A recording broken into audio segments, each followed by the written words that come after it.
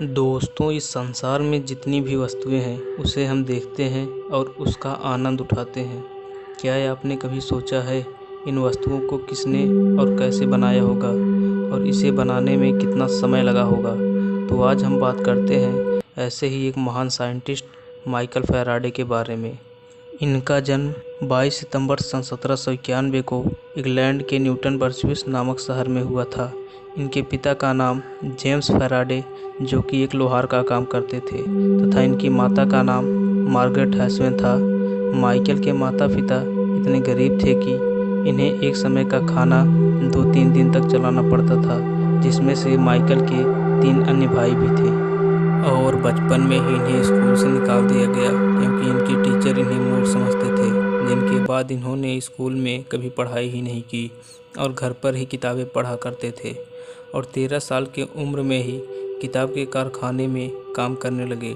दिन भर कारखाने में काम करने के बाद रात में उन्हीं किताबों को पढ़ा करते थे जिन किताबों को कारखानों में बाइंडिंग किया करते थे। और किताबें पढ़ते पढ़ते माइकल का इंटरेस्ट साइंस के सब्जेक्ट से जुड़ गया और यह काम करते करते अब इनकी उम्र 21 साल की हो गई थी। अब इनका सपना एक महान साइंटिस्ट बनना था। उन्हीं दिनों इनके काम से प्रभावित होकर इनके एक ग्राहक ने एक साइंस इंटरटेनमेंट शो का टिकट दिया, जिसका नाम साइंस फॉर द पब्लिक था। और उसी शो में हम्फ्री डेवी नामक महान साइंटिस्ट लेक्चर दे रहे थे। और जब माइकल उस शो में गए तो उन्होंने इस शो की सारी बातों को एक किताब में कंबाइन कर दिया और उस किताब को हम्फ्री डेवी के पास भेज दी। और हम्फ्री डेवी को इनका यह काम बहुत पसंद आया और उन्हीं दिनों एक एक्सपेरिमेंट करते समय हम्फ्री डेवी की आंखों में बहुत गहरी चोट आ गई थी, जिसकी वजह से वह काम नहीं कर पा रहे थे और उन्हें एक असिस्टेंट की ज़रूरत थी। और उन्होंने माइकल को अपनी प्रयोगशाला में काम पर रख लिया। प्रयोगशाला के सभी काम को माइकल ने संभाल कर किया और यह काम करने के लिए परमानेंट हो गए। एक दिन हम्फ्री डेवी और केमिस्ट विलियम वाटसन एक अजीब सी चीज़ पर एक्सपेरिमेंट कर रहे थे, जो आगे चलकर बहुत काम की चीज़ बन गई। जरा सा सन 1820 ईस्वी में सर हैंस क्रिश्चियन ने बताया था कि अगर किसी तार में से विद्युत धारा को गुजारा जाए तो उससे चुंबकीय क्षेत्र उत्पन्न किया जा सकता है। और इनके इसी खोज से माइकल के मन में एक विचार आया, यदि विद्युत धारा के प्रभाव से चुंबकीय क्षेत्र उत्पन्न किया जा सकता है तो चुंबकीय क्षेत्र से विद्युत धारा क्यों नहीं उत्पन्न किया जा सकता।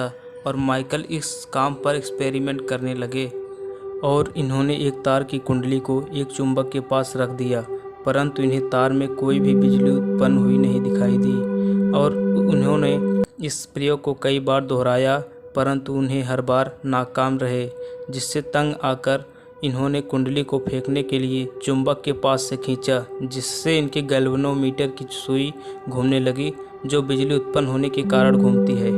और उस समय इन्हें यह ज्ञात हुआ, यदि कुंडली तथा चुंबक के बीच में आपेक्षिक गति कराई जाए तो इससे कुंडली में करंट उत्पन्न किया जा सकता है, जिसे आज हम इलेक्ट्रोमैग्नेटिक इंडक्शन के नाम से जानते हैं।